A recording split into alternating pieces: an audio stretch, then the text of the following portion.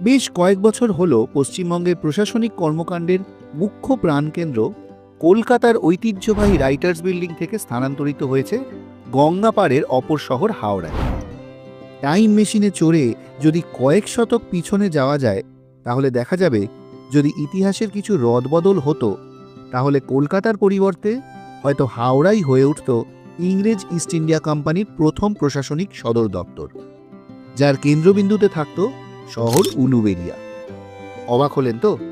তাহলে ফিরে যেতে হবে সেই সময়ে যখন ইংরেজ ইস্ট ইন্ডিয়া কোম্পানি বণিকের বেশ ছেড়ে রাজদণ্ড গ্রহণ করেনি।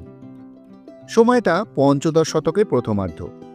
সেই সুদূর ইউরোপ থেকে ভারতের উপকূল জুড়ে প্রতিদিনই ভিড় করছে নানা বাণিজ্য সম্ভারে সুসজ্জিত বাণিজ্য তরী, যার অধিকাংশই পর্তুগাল কিংবা হল্যান্ডের। তখনও হালে পানি পায়নি ইংরেজ ইস্ট ইন্ডিয়া কোম্পানি।